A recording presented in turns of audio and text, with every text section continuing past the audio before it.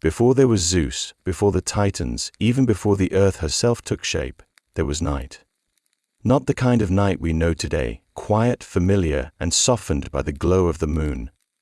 This was a deeper night, endless and formless, a black veil that covered everything. From that veil stepped a figure so ancient, so powerful that even the Olympian gods whispered her name with caution. Her presence could calm or terrify, nurture or destroy. This goddess was Nyx. The Greeks believed that Nyx was more than just darkness. She was the origin of both comfort and dread. The one who wrapped mortals in sleep, but also the one who sent forth death, fate, and strife. From her shadowy womb came gods and spirits who touched every corner of human life dreams. Old age, deception, friendship, vengeance, and ultimately death. What made Nyx different from so many other primordial beings was not just her age or her children, but the weight of her authority. In a world ruled by Zeus in his thunderbolts, Nyx was one of the very few beings he would not dare to challenge. Her power wasn't measured in weapons or armies, but in inevitability, for every day must fall into night, and even the strongest god must one day yield to darkness. This is the story of Nyx, the primordial goddess and personification of the night. Origins: in the beginning, there was only chaos. Not chaos in the modern sense of disorder, but an empty void, a yawning gap from which everything else would emerge. Out of this void came the very first beings. Not gods in the familiar Olympian sense, but primal forces that shaped the structure of the universe. From chaos was born Gaia, the earth who would cradle all life to come. Tartarus, the pit, opened as a dark abyss beneath the world. Eros, the spark of desire, stirred the bonds of creation. And among these eternal presences was Nyx night itself. Unlike Gaia, who had form and substance, Nyx was less a body than a presence. She was the endless curtain of darkness that stretched across the cosmos, the veil that settled over the world when light receded. The Greeks did not think of her as a goddess who simply ruled the night. She was the night. Nyx was older than the Titans and the Olympians. She belonged to the era of beginnings, when existence was still raw and undefined. To the ancient Greeks, night was not just the absence of daylight, it was its own force, heavy with mystery. For them, the silence of night carried both safety and fear. In its embrace, mortals found rest, but they also felt the lurking presence of death. This paradox, the dual nature of night as comfort and terror, was personified in Nyx. She did not need temples or altars to prove her divinity. Every sunset was her procession, every star her crown, and from her dark presence would come a lineage of forces that touched every corner of life and death. But before she bore her countless children, she stood as one of the eldest powers of creation. A being whose very existence reminded the Greeks that darkness was not an accident of the sun's setting, it was a divine, eternal presence that had been there from the very start. Appearance, nature, and powers. The ancient poets never gave Nyx a single fixed image. Unlike Olympians such as Athena or Aphrodite, whose likenesses adorned temples and statues across Greece, Nyx was too vast, too mysterious to be bound by marble or paint. She was described only in fragments, glimpses caught through the imagination of those who felt her presence when the sun had set. They envisioned her as a towering goddess robed in black, her mantle embroidered with stars and stretching endlessly across the heavens. Her face was hidden behind a veil, for to look directly upon night was to peer into something endless and unknowable. Some spoke of her as winged, her vast pinions spread across the sky, while others imagined her driving a shadowy chariot drawn by dark steeds, sweeping westward as Hera, the day, retreated.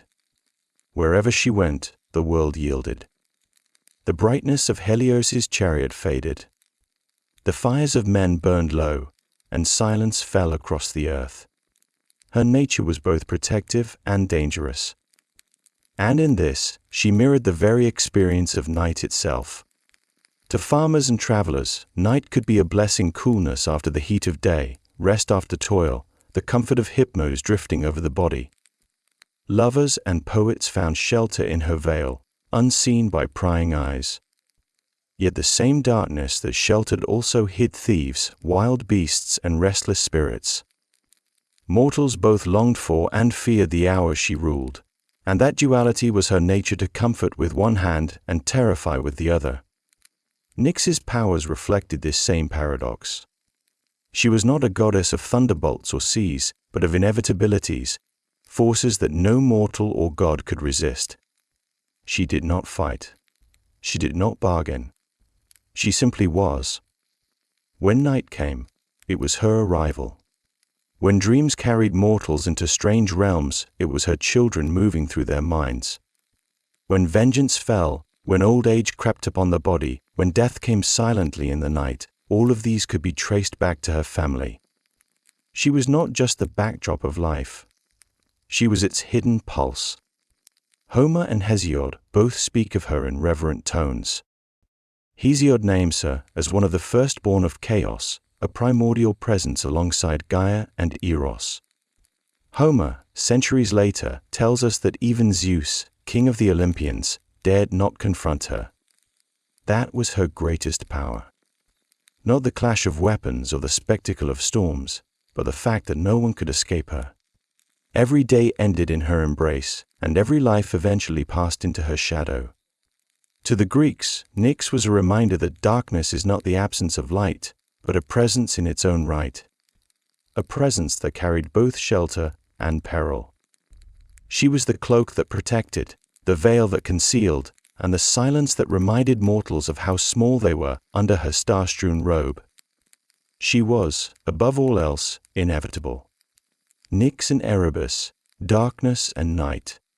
Among the earliest companions of Nyx was Erebus, her brother, and in many ways, her natural counterpart. If Nyx was the vast veil that swept across the heavens, Erebus was the very substance of that veil, the thick, suffocating darkness that filled the hollows of the world. To the Greeks, he was not a figure of chaos or violence, but of obscurity and silence. Erebus was the shadow that lurked in the corners of caves, the blackness of the underworld, and the unseen depth that stretched beneath creation. He was the unseen made manifest, the inescapable counterpart to light. Together, night and darkness formed a union that was less a romance than an inevitability. Just as night cannot exist without shadow, and shadow cannot exist without the fading of light, so too were Nyx and Erebus bound. Their meeting was not a matter of passion, but of balance. And from that balance came children who embodied the cycle of existence itself. The first of these was ether, the brilliance of the upper air. Unlike the heavy breath mortals drew, ether was the pure, shining light of the heavens, the clarity that filled the spaces where gods themselves dwelled. To the Greeks, when they looked up into the bright expanse above the clouds, what they saw was ether, not simply light, but the very essence of brightness. He was the reminder that even from night and darkness, radiance could be born, that the world was not bound forever in shadow. Alongside him was Hemera, the goddess of day. She was not just daylight itself, but the unstoppable rhythm of renewal, the force that banished night each morning. Yet Hemera did not destroy her mother. Instead, she worked in harmony with her. The Greeks imagined them living in the same dwelling, passing one another like ships at dawn and dusk. When Hemera emerged, Nyx withdrew. When Nyx returned, Hemera stepped aside. They were two sides of the same doorway, never present at the same time, but bound in an eternal cycle that made life possible. This cycle revealed a deeper truth of Greek thought that night and day were not enemies at war, but kin who sustained each other. Light was not imagined as conquering darkness, but as something born from it, destined to yield again. Every morning, Hemera carried the gift of activity, growth, and clarity. Every evening, Nyx returned with rest, reflection, and mystery. And above them both lingered ether, the shining purity that gave form to the heavens. Through this myth, the Greeks explained one of the simplest yet most profound realities, the rhythm of time itself. Night and darkness gave birth to light and day, and in doing so, showed that even the brightest forces of existence owed their origin to shadow. The presence of Erebus, so often overlooked, made this balance complete. Without him, Nyx's veil would be empty. With him, it was full, heavy, and real. In their union, the Greeks saw not destruction, but harmony. It was not the story of one power defeating another, but of opposites bound together in eternal exchange. And in this, Nyx's significance only deepened. She was not only the ruler of the night sky, but the mother of light itself, proving that even radiance was born from darkness. Shameless second channel plug. Hey everyone, before we continue, I've got some exciting news. My weekly video is now live on my new channel, Index Unknown. That's where I dive into the hidden side of history, the secrets, the theories, the conspiracies, the things they don't want you to know. The latest upload tackles the moon landing hoax, the claim that Apollo 11 never actually touched down on the lunar surface, and that the footage was staged here on Earth. Was it Cold War theater, Hollywood magic, or proof of one of the biggest cover-ups in history? The link's below if you're interested. Check it out after this video. Children of Nyx. From her union with Erebus, Nyx gave birth to Ether and Hemera, the shining air and the radiant day. But when she bore children of her own, her womb brought forth powers that reached into every corner of existence. These were not Olympian gods with temples and statues, but daimoni spirits that embodied the unseen truths of life itself. Collectively, they were known simply as the Children of Night, and they shaped the world in ways that no mortal could resist. The most familiar among them were the twins Hypnos and Thanatos. Hypnos was the spirit of sleep, drifting silently across the world each night. He was not harsh, nor did he command with force. He worked gently, folding the eyelids of men and gods alike, drawing them into dreams. Beside him stood his brother, Thanatos, death itself, who arrived with the same stillness. In Greek thought, death was not always violent or cruel. Thanatos was a quiet guide, a reminder that the end of life could come as softly as the descent of night. Together, these twins revealed the double edge of Nyx's power, the comfort of rest, and the inevitability of mortality. Close behind came the Waniroi, her children of dreams. They poured out of her cavernous dwelling each night, swarming into the minds of mortals as visions. Some brought joy, carrying images of love and reunion. Others brought terror, filling sleep with dread. In later tales, one of them was singled out and given a name, Morpheus, the dream shaper, who could take any form and mold it into the visions of men. Through the Waniroi, Nyx reminded the Greeks that the world of sleep was never empty. It was another realm, a place where mortals might glimpse truths, warnings, or illusions spun by night herself. Not all of her children carried comfort. Nemesis, the goddess of retribution, emerged from Nyx's shadow to balance arrogance and injustice. To the Greeks, Nemesis was not merely punishment, but a correction, the hand that restored order when men or even gods went too far. From the same womb came Eris, the goddess of strife. She was not the violent clash of armies, but the subtle seed of discord that, once planted, could unravel friendships, cities, and nations. Her presence explained the quarrels that divided families and the rivalries that led men into war. Among Nyx's most powerful children were the Moirai, the Fates. These three sisters governed the very thread of existence. Clothos spun the thread, Lachesis measured it, and Atropos cut it. Mortals had no hope of defying them, and even the Olympians could not escape their decree. When the Greeks spoke of destiny, they were speaking of Nyx's daughters, who embodied the truth that life itself was woven and ended in darkness. Her brood did not end there. Duras, the spirit of old age, was also born of night, reminding all creatures that time spares no one. Apater, the spirit of deceit, crept into the hearts of mortals with lies, while Dolos, the trickster, whispered cunning schemes. Moros represented doom, the bleak fate that hovered over all lives. And Oases carried sorrow and misery into the world. Yet even in this storm of shadow, Nyx bore Philotes, the spirit of affection and friendship. In her, mortals saw the other face of night, a place of intimacy, trust, and closeness. The list could go on.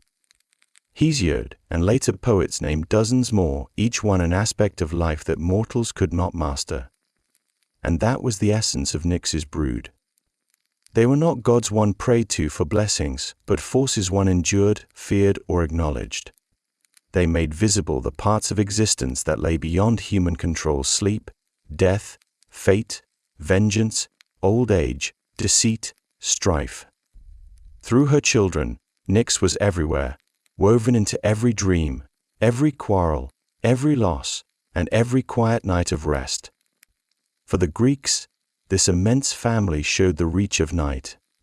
She was not just the dark sky above their heads. She was the mother of inevitabilities, the hidden forces that govern the mind, the body, and the soul. Nyx and Zeus, the goddess he feared. By the time the Olympians had seized their thrones, most of the primordial deities had receded into the background of myth. They were remembered as ancestors, forces that set the stage, but few still held sway in the age of Zeus. Nyx, however, was different. She did not vanish into the shadows she embodied. She remained present, woven into the order of the world, and there was no clearer proof of her power than the single moment in Homer's Iliad, when Zeus himself bowed to her authority. The story begins with Hera, the queen of the gods, who longed to turn the tide of the Trojan War. The Greeks and the Trojans clashed on the battlefield, and Hera, ever opposed to Zeus's will, hatched a plan to distract her husband long enough for her allies to gain the upper hand. To do this, she needed Hypnos, the god of sleep and one of Nyx's many sons. Hypnos was not eager to help. He remembered a time long ago when Hera had convinced him to lull Zeus into slumber. It had worked, but when Zeus awoke and realized he had been tricked, his rage was like a storm shaking the very heavens.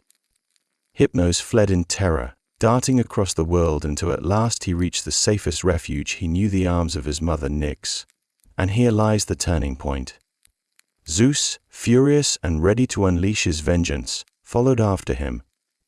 But when he saw Hypnos protected by Nyx, he stopped. The Thunderer, who had hurled his father Cronus into the pit of Tartarus, who had crushed the giants and bent the will of countless gods, did not dare to lay a hand on her. Homer writes that Zeus respected and feared Nyx too much to risk her anger. In that moment, the king of the Olympians was checked, not by force, but by the silent authority of night. When Hera approached Hypnos again during the Trojan War, he hesitated, reminding her of this past encounter. But her persuasion was relentless, and in the end, he agreed. Once more, Hypnos lulled Zeus into deep slumber. And once more, he knew that if wrath descended upon him, his mother's shadow would shelter him. Nyx did not appear directly in the story, but her presence loomed all the same, a reminder that her protection was enough to disarm even the mightiest of gods. This episode is brief, almost easy to overlook in the sweeping epic of the Iliad, but it carries immense weight. It is the only time we see Zeus's power halted, not by battle, not by cunning, but by respect. To the Greeks, this meant something profound: that Nyx was more than just a figure in old genealogies. She was a living force whose dominion lay beyond Olympus. Zeus might command the sky and thunder, but he could not command night. The story also revealed a truth about her children. Though they were daemon spirits of the unseen, their mother's authority gave them protection greater than armies. Hypnos could act boldly, knowing that behind him stood a presence older and greater than Zeus himself. In the hierarchy of Greek myth, that made Nyx unique. She was not an Olympian nor a Titan, but a being who commanded reverence simply because she was inevitable. This myth reinforced the idea that even the king of the gods was subject to night. No one mortal or divine could escape her coming. In the quiet of the evening sky, when the sun had set and the stars pierced through the veil, the Greeks would have known what Homer's tale made clear. When darkness fell, even Zeus lowered his gaze. Nyx in worship and mystery cults. Unlike the Olympians, Nyx never had grand temples rising in her honor. No marble sanctuaries bore her image. No great festivals celebrated her with sacrifices and songs. She was too old, too vast, and too omnipresent for worship in the traditional sense. After all, why build a temple to night when every sunset already transformed the entire world into her shrine? Yet, Nyx was not absent from Greek religion. She lingered on the edges of cult and ritual, most strongly in the Orphic traditions. The Orphics, with their fascination for the hidden and the eternal, spoke of her as a prophetic power. In some hymns, Nyx was said to dwell within a black, starry cave where she whispered truths of the cosmos. It was from this sacred dwelling that she offered counsel even to the gods.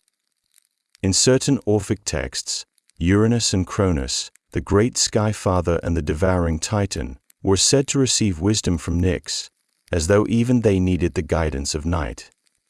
The Orphic hymns themselves, written in her honor, describe her as all-seeing and all-mother, a goddess who holds the key to both creation and destruction. They call on her not only as the bringer of sleep and dreams, but also as the force who rules over destiny and the underworld. Unlike the Olympians who were praised for blessings or feared for their tempers, Nyx was invoked as a kind of eternal presence, one whose influence was already woven into every moment of human life. In daily practice, Greeks acknowledged her less directly. Night itself was sacred, a time for offerings poured quietly into the dark when mortals whispered prayers to unseen powers. The ancients recognized the dangers of the dark thieves, spirits, restless shades, but also its necessity. Farmers relied on the night's coolness. Travelers feared its shadows. Poets found inspiration in its silence. To all of them, Nyx was there, not as a distant figure, but as the very presence around them. So, while she never claimed temples of stone or golden statues, Nyx did not need them. She was not a goddess who lived in one place. She was everywhere the night fell. A deity whose worship was less a matter of ceremony and more a matter of acceptance, the acknowledgement that darkness was eternal and that it shaped life as surely as light. Misconceptions and legacy.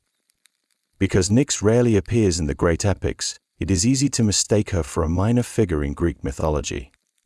Unlike Zeus, who thundered across every tale, or Athena, who guided heroes with wisdom and strategy, Nyx kept to the shadows. To some, that absence suggests insignificance, a goddess forgotten in the background, but this is one of the greatest misconceptions about her. Nyx did not need long stories or temples filled with statues. Her authority was assumed. Her power was acknowledged without question. Another common misunderstanding is to cast her as a figure of malice. Later cultures, especially as darkness itself came to be associated with evil, sometimes reimagined Nyx as sinister or monstrous. Yet in the original Greek vision, she was neither good nor evil. She was balance. She gave rest through hypnose, but also brought death through thanatos. She sent forth dreams, but also strife and retribution. Night was both a comfort and a danger, and so too was she. To reduce Nyx to a villain is to miss the point. She was inevitability, not malice. Even within ancient traditions, her role could be seen differently. In the mainstream myths, Nyx remained on the edges, respected, feared, but not central.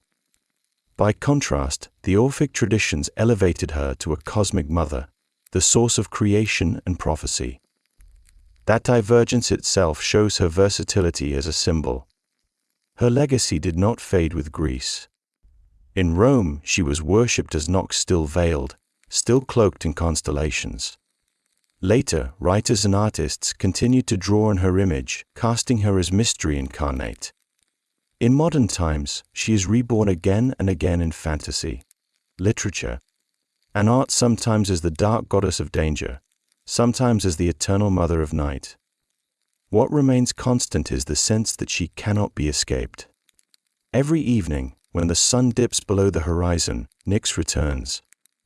Whether mortals feared her or found comfort in her, her presence was inescapable. That was her true legacy, not in stories of conquest or defeat, but in the certainty of her continued existence. She was and still is the eternal night. A reminder that no matter how bright the day, darkness is inevitable. And so the ancients understood that night was not something to be feared, but something to be acknowledged. A reminder that every flame eventually softens, every voice grows quiet, and every life passes gently into the vastness from which it once emerged. Nyx was not the enemy of light, she was the promise that nothing burns forever, and nothing is ever truly lost. For in her darkness, the world found rest, renewal, and the quiet certainty that beyond the rise and fall of all things, night endures. It was there before the first dawn, and it will remain long after the last.